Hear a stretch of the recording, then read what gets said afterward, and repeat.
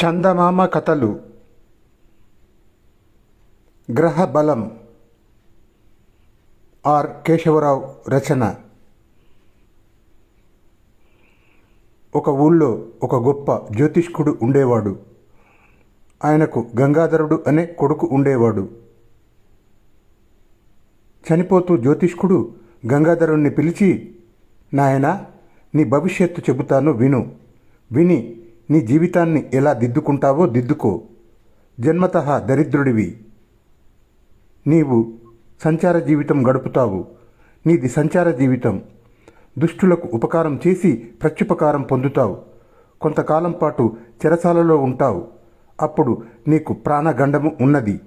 అది తప్పిందా, నీకు ఆ తర్వాత రాజయోగం పడుతుంది అని చెప్పాడు. గంగాధరుడికి తన తండ్రి జోస్యంలో పూర్తి నమ్మకం ఉన్నది. చెరసాల కోసము, గండం కోసము ఎదురుచూస్తూ ఉన్న ఊళ్ళో కూర్చోవటం దేనికి? దరిద్రుడికి అన్నీ సొంత ఊళ్ళే. తనది సంచార జీవితమని తండ్రి చెప్పనే చెప్పాడు. అందుచేత గంగాధరుడు కాశీకి వెళ్ళి గంగా తీరాన కూర్చొని శివ ధ్యానం చేస్తూ ముందుకైనా ఇంత పుణ్యం పోగేసుకుందామని నిశ్చయించుకున్నాడు. అతను కాశీ మార్గము పట్టి చాలా దూరం ప్రయాణించిన మీదట ఒకరోజు మధ్యాహ్నం వేళ దాహం వేసింది. దారిలో ఒక బావి కనిపించింది. గంగాధరుడు తన వెంట తెచ్చుకున్న బిందెకు తాడు కట్టి బావిలో వేశాడు.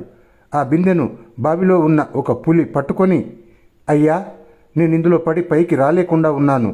నన్ను పైకి తీశావంటే నీ రుణం ఉంచుకోను అని వేడుకున్నది.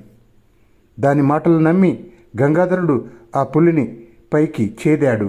అది గంగాధరుడి చుట్టూరా ప్రదక్షిణం చేసి, అయ్యా, నేనొక మనిషిని తరుముతూ వచ్చాను. ఇద్దరము ఈ బావిలో పడ్డాము.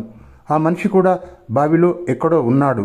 అలాగే ఒక ఎలుకను పాము తరుముతూ వచ్చింది. అవి కూడా బావిలో ఉన్నాయి. తీస్తే ఆ రెండింటినీ పైకి తీయగాని ఆ మనిషిని మాత్రం తీయవద్దు. వాడు దుష్టుడు. నీవు నాకు సహాయం చేశావు గనక నీవు తలుచుకున్నప్పుడు వచ్చి నీకు సహాయం చేస్తాను అని చెప్పి వెళ్ళిపోయింది. గంగాధరుడు మళ్ళీ బిందె బావిలోకి దించాడు. ఈసారి బావిలో ఉన్న పాము తనను పైకి తీయమని ప్రార్థించింది. గంగాధరుడు పైకి తీసిన మీదట పాము కూడా అతనికి ప్రదక్షిణము చేసి తనను తలుచుకున్నప్పుడు వచ్చి సహాయం చేస్తానని చెప్పి తన దారిన తాను వెళ్ళిపోయింది. గంగాధరుడు మూడోసారి ఛేద వేసినప్పుడు ఎలుక ప్రార్థించింది. దాన్ని కూడా అతను పైకి తీశాడు. నాలుగోసారి బావిలో ఉండే మనిషి తనను కూడా పైకి తీయమని గంగాధరుణ్ణి వేడుకున్నాడు.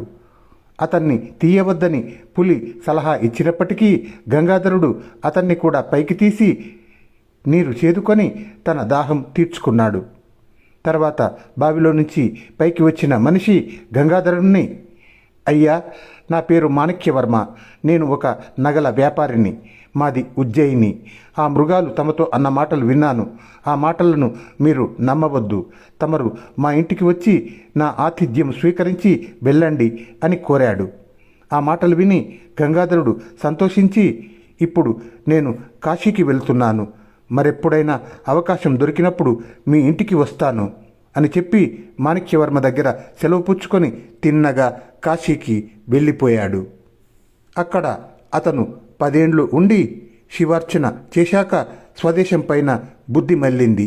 అతను తన గ్రామానికి తిరిగి వస్తూ బావి దగ్గరికి వచ్చేసరికి అతనికి పులి, పాము, ఎలుక జ్ఞాపకం వచ్చాయి. పులి చెప్పిన మాట ఎంతవరకు నిజమో తెలుసుకుందామని దాన్ని తలుచుకున్నాడు. వెంటనే పులి తన నోట ఒక కిరీటం ఖర్చుకొని అక్కడికి వచ్చింది. అది ఆ కిరీటాన్ని గంగాధరుడికి ఇచ్చి, నా వల్ల ఏమైనా సహాయం కావాలా అని అడిగింది. ఏమీ లేదు, ఊరికే ఒక్కసారి చూద్దామనుకున్నాను అన్నాడు గంగాధరుడు. అదేవిధంగా అతను పామును, ఎలుకను కూడా తలుచుకున్నాడు. అవి కూడా వచ్చాయి. పాము అతనికి సర్పదష్టులై చనిపోయిన వారిని బ్రతికించే శక్తిని ఇచ్చింది. తర్వాత 2 వెళ్ళిపోయాయి. గంగాధరుడికి మాణిక్యవర్మను కూడా చూడాలి అనిపించింది. అతని ఆతిథ్యం స్వీకరించడమేగాక పులి తనకు కానుకగా ఇచ్చిన కిరీటాన్ని అతనికి విక్రయించి రొక్కం పుచ్చుకోవచ్చునని అతనికి తోచింది. అతను కిరీటాన్ని తన పైబట్టలో చుట్టి పెట్టుకొని ఉజ్జయిన్లో ఉన్న మాణిక్యవర్మ ఇంటికి బయలుదేరి వెళ్ళాడు. మాణిక్యవర్మ గంగాధరుడికి మనస్ఫూర్తిగా స్వాగతం చెప్పి గొప్పగా అతిథి సత్కారం చేశాడు. గంగాధరుడు తాను తెచ్చిన కిరీటాన్ని చూపగానే మాణిక్యవర్మకు రాజాదరణ పొందే మార్గం తట్టింది. కొద్ది రోజుల క్రితం ఆ దేశపు రాజుగారు వేటకు వెళ్ళాడు. ఆయన తిరిగి రాలేదు. ఆయన కోసం వెతకగా ఆయన దుస్తులు, రక్తము, కొన్ని శరీర భాగాలు మాత్రమే కనిపించాయి. రాజుగారు దుర్మరణం పాలయ్యాడు. ఆయన కొడుకు రాజ్యాభిషేకం చేసుకొని రాజయ్యాడు. ఇప్పుడు గంగాధరుడు తెచ్చిన కిరీటం దుర్మరణం పొందిన రాజుది.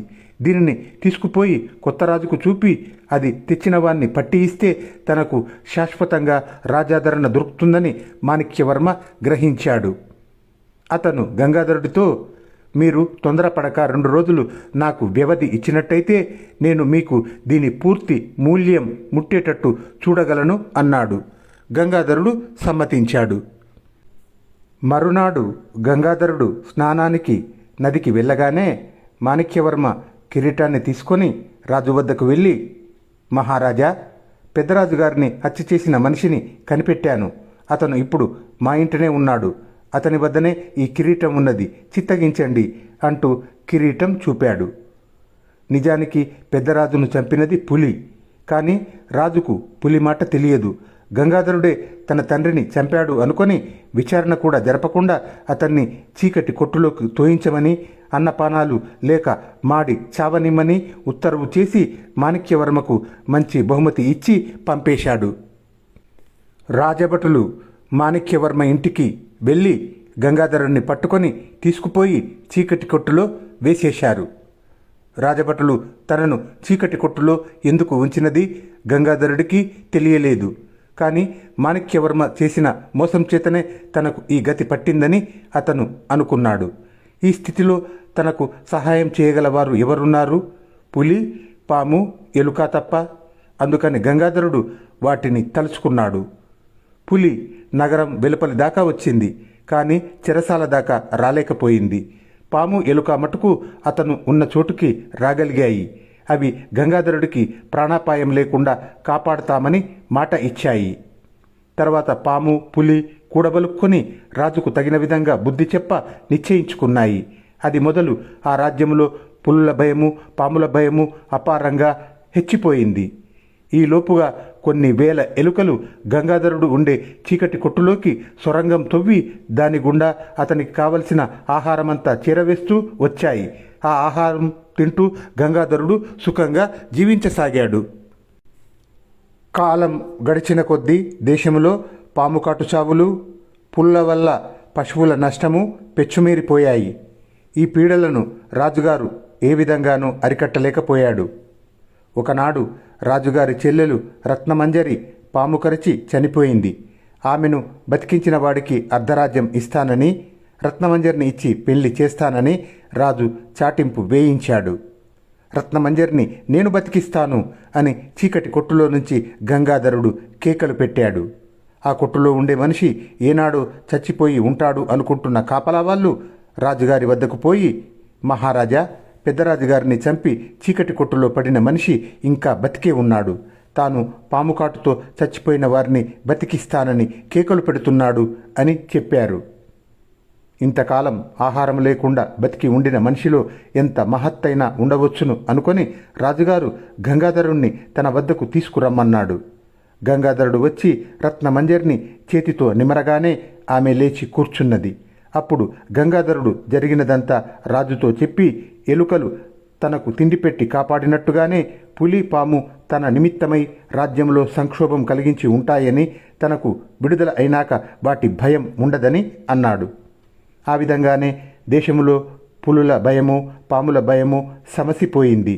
రాజుగారు గంగాధరుడికి తన చెల్లెల్ని ఇచ్చి పెళ్లి చేయటమే కాక అన్న ప్రకారం అర్ధరాజ్యం కూడా అతడికి ఇచ్చాడు. దానితో గంగాధరుడికి తండ్రి చెప్పిన జోస్యం పూర్తిగా నిజమయ్యింది. ముష్టి చెంబు. చందమామ కథ. రచన కె రామలింగయ్య. ఒక ఊళ్ళో సాంబుడు అనేవాడు ఉండేవాడు. సాంబుడి తండ్రి బాగా బతికినవాడే కాని తాను బతికినన్నాళ్ళు ఎడాపెడా అప్పులు చేసి చచ్చిపోతూ సాంబుడి మెడకు ఆస్తిని మించిన అప్పు అంటగట్టిపోయాడు. చిల్లర బాకీల కింద గొడ్డు గోద ఇచ్చేసి తన ఇంటిని గృహ పరికరాలతో సహా తమ పెద్ద బాకీదారైన షావుకారు పరం చేసి సాంబుడు తమ ఇంటి పక్కనే ఉన్న ఖాళీ స్థలములో చిన్న పూరి గుడిసె వేసుకుని అందులోకి తన భార్య బిడ్డలతో ప్రవేశించాడు. తన తండ్రి ఆస్తిలో సాంబుడు ఒక్క వెండి చెంబును మాత్రం బాకీదారుల వాత పడకుండా కాపాడుకోగలిగాడు. అది సాంబుడి తాతది. ఆ వెండి చెంబుతో సాంబుడి తాత ముష్టి ఎత్తి ఆ విధంగా డబ్బు పోగు చేసి ఆస్తిపరుడు అయినాడట. ఈ మాట సాంబుడికి అతని తండ్రి చెప్పాడు. ఇప్పుడు సాంబుడికి ముష్టి ఎత్తి తన సంసారం గడుపుకోవడం తప్ప గత్యంతరం లేదు. అందుచేత తాతగారి ముష్టి చెంబునే తాను ఉపయోగించుకుందామనుకున్నాడు. కానీ వెండి చెంబు పట్టుకొని ముష్టికి బయలుదేరితే అందరూ ఆక్షేపించవచ్చు. అందుచేత సాంబుడు తాతగారి ముష్టి చెంబుకు గుడ్డ చుట్టి ముష్టికి బయలుదేరాడు. ఆ చెంబులో ఏమి మహత్తు ఉన్నదో గాని క్షణములో చెంబు నిండింది. మధ్యాహ్నం లోపల సాంబుడు 1/2 మూట బియ్యం ఇంటికి చేర్చాడు. రోజు ఇలాగే జరుగుతూ వచ్చింది. ఇప్పుడు సాంబుడి కుటుంబానికి ఏ లోటు లేదు. తాము తినగా మిగిలిన బియ్యం అమ్మి పై ఖర్చులు గడుపుకుంటున్నారు. ఇదంతా చూసి సాంబుడి ఇల్లు ఆక్రమించుకొని అందులో కాపురం ఉంటున్న షావుకారుకు అతని భార్యకు ఆశ్చర్యమైంది. వాళ్ళు తమ పిల్లల్ని చారులుగా ఉపయోగించి సాంబుడి గుడిసెలో జరిగేదంతా ఆరా తీయించారు. సాంబుడి ముష్టి చెంబు వెండి చెంబు అని షావుకారు పిల్లలు కనిపెట్టి తమ తల్లిదండ్రితో చెప్పారు. ఈ సంగతి తెలిసి షావుకారు భార్యకు చాలా కోపం వచ్చింది. ఆమె తన భర్తతో, ఆ వెండి చెంబు మనకు చెందవలసినది. మన బాకీ కింద ఆస్తి అంతా ఇచ్చేసి వెండి చెంబు దాచుకున్నాడంటే అది దొంగతనం కాక మరేమిటి? మీరు వెళ్ళి ఆ చెంబు అడిగి పుచ్చేసుకోండి. కాకపోయినా వీధుల వెంట ముష్టి ఎత్తడానికి వెండి చెంబేమిటి? ఎంత విడ్డూరం అన్నది. బాకీ పరిష్కారమైన తర్వాత ఇప్పుడేం చేయగలం అన్నాడు షావుకారు. ఆ చెంబు తనదని ఒప్పుకుంటాడా? అది మన సొత్తే. తనది కాదంటాడా? ఎక్కడో దొంగిలించాడు అన్నమాట అన్నది భార్య. సాంబుడు దొంగ అని రుజువు చేస్తే మనకేం ఒరుగుతుంది అన్నాడు షావుకారు విసుగ్గా. దొంగతనానికి దొంగతనమే విరుగుడు అన్నది షావుకారు భార్య. ఆ రాత్రి ఆమె తన కొడుకును పంపించి సాంబుడి ముష్టి చెంబు దొంగతనము చేయించి తెప్పించింది. సాంబుడి గుడిసెకు తలుపులు ద్వారబంధాలు లేకపోవటం చేత దొంగతనం సులువుగానే జరిగిపోయింది. షావుకారు ఆయన భార్య చెంబును పరీక్ష చేశారు. నిక్షేపములాంటి వెండి చెంబు. ఇది తనదని ఆ సాంబుణ్ణి వెళ్ళి ఫిర్యాదు చేసుకోమనండి అన్నది షావుకారు భార్య. ఆమె ఆ చెంబును తన పక్కలోనే పెట్టుకొని నిద్రపోయింది. ఆమె తెల్లవారి లేస్తూనే ముష్టి చెంబు చేత్తో తీసుకొని ఇల్లంతా కలియజూసి ఆశ్చర్యపడింది. ఆమె ఆదుర్దాగా భర్తను లేపి, ఏమండి, త్వరగా చెంబు తీసుకొని ముష్టికి బయలుదేరండి. వేళ మించిపోతున్నది. ఈ ఇల్లు చూశారా? ఇది మన ఇల్లు కాదు. ఎవరింటికో వచ్చాం. ఎలా వచ్చామో ఏమిటో అని హడావుడి చేసింది. షావుకారు ముష్టి చెంబు చేతపట్టుకొని ఇల్లంతా కలియజూస్తూ, అవునే, మనం ఈ ఇంట్లో ఎందుకున్నాం? ఇల్లు గల వాళ్ళు చూస్తే ఏమనుకుంటారు? పిల్లల్ని తీసుకొని బయట అరుగు మీద కూర్చో, నేను 4 ఇండ్లు తిరిగి వస్తాను అంటూ బిచ్చానికి బయలుదేరాడు. షావుకారు వెండి చెంబు తీసుకొని ఇంటింటికి ముష్టికి వస్తున్నాడన్న వార్త ఊరంతా పాకింది. ఊళ్ళో జనం గుంపులు గుంపులుగా ఆయన చుట్టూ గుమిగూడి, షావుకారు గారు, ఇదేం పని? మీకు బిచ్చమెత్తే కర్మ ఏం అని అడిగారు. షావుకారు దరిద్ర దేవత పూనిన వాడిలాగా, నాకు ఈ చెంబు తప్ప వేరే ఆధారం ఏమున్నది? ముష్టి ఎత్తకపోతే నా భార్యను బిడ్డలను ఎలా పోషించగలను? వాళ్ళు మాడే కడుపులతో ఎవరి ఇంటి అరుగుల మీదనో పడి ఉన్నారు. దయ ఉంచి 4 గుప్పిళ్ళు వేయండి అన్నాడు. షావుకారుకు మతిపోయిందని కొందరు అనుకున్నారు. మరికొందరు షావుకారింటికి వెళ్ళి ఆయన భార్య బిడ్డలు బయటి అరుగుల మీద దీనంగా కూర్చొని ఉండటం చూశారు. నీ భర్త ఎక్కడా అని షావుకారు భార్యను అడిగితే, బిచ్చమెత్తటానికి వెళ్ళారు. ఆయన రావాలి, మాకింత కూడు దొరకాలి అన్నది. ఈ వింత ఏమిటో తెలియక ఊరి వాళ్ళు తికమక పడుతూ ఉండగా సాంబుడు వచ్చి అసలు సంగతి బయట పెట్టేశాడు. అతను రోజులాగే ఉదయాన్నే లేచి బిచ్చమెత్తటానికని ముష్టి చెంబు కోసం వెతికాడు. కానీ ఎంత వెతికినా అది కనిపించలేదు. అంతలో షావుకారు ఇల్లిల్లు తిరిగి బిచ్చమెత్తుతున్నాడని, ఆయన చేతిలో వెండి చెంబు ఉన్నదని అతనికి తెలిసింది. అతను షావుకారున్న చోటికి పరిగెత్తుకుంటూ వచ్చి అక్కడ చేరిన జనముతో, అదే నా ముష్టి చెంబు, అది షావుకారు చేతిలోకి ఎలా వచ్చిందో తెలియటం లేదు. రాత్రి మేము పడుకునేటప్పుడు కూడా మా ఇంట్లోనే ఉన్నది. తెల్లవారి లేచి చూస్తే లేదు అన్నాడు. ఏమి జరిగి ఉంటుందో అందరూ సులువుగా గ్రహించారు. షావుకారు పరమ లోభి. సాంబుడి ముష్టి చెంబు వెండిదని తెలిసి దొంగతనము చేసి ఉంటాడు. చేసిన పాడుపనికి మంచి ప్రాయశ్చిత్తం జరిగిందని అందరూ సంతోషించారు. నలుగురు ఆయన చేతిలో ఉన్న ముష్టి చెంబు లాగేసి సాంబుడికి ఇప్పించారు. వెంటనే ఆత్మజ్ఞానం కలిగి షావుకారు 10 మందిలోనూ తీరని అవమానం పొందాడు. ఆయన ఆ రాత్రే తన డబ్బు దస్కం తీసుకొని పెళ్ళాం పిల్లలతో సహా మరొక గ్రామానికి వెళ్ళిపోయాడు. ఊరివాళ్ళు సాంబుణ్ణి తిరిగి అతని ఇంట గృహప్రవేశం చేయించారు.